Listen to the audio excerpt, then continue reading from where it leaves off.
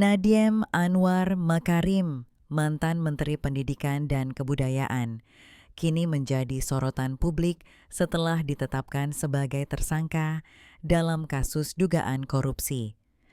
Kasus ini berkaitan dengan pengadaan laptop Chromebook senilai hampir IDR 2 triliun. Mari kita telusuri lebih dalam mengenai kasus ini.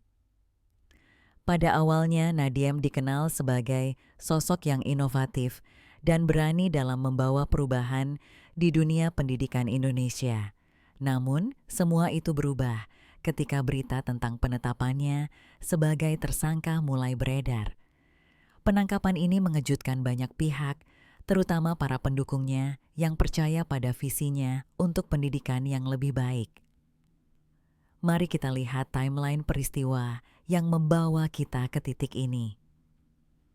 Pada tahun 2020, pengadaan laptop Chromebook dimulai sebagai bagian dari program digitalisasi pendidikan. Namun, seiring berjalannya waktu, muncul dugaan bahwa proses pengadaan tersebut tidak transparan dan melibatkan praktik korupsi. Investigasi mulai dilakukan, dan pada bulan lalu, Nadiem resmi ditetapkan sebagai tersangka. Dalam pernyataannya, Nadiem membantah semua tuduhan tersebut. Ia menyatakan bahwa semua keputusan yang diambil dalam pengadaan tersebut telah melalui prosedur yang benar dan sesuai dengan regulasi yang berlaku. Namun, banyak yang meragukan klaim tersebut. Beberapa ahli hukum berpendapat bahwa ada cukup bukti untuk melanjutkan kasus ini ke pengadilan. Mereka menekankan pentingnya transparansi dalam setiap proses pengadaan pemerintah.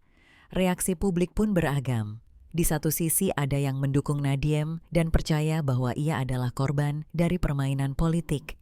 Di sisi lain, banyak yang merasa kecewa dan marah, mengingat besarnya dana yang terlibat dan dampaknya terhadap pendidikan di Indonesia. Media sosial dipenuhi dengan diskusi dan opini, mencerminkan ketidakpuasan masyarakat terhadap situasi ini.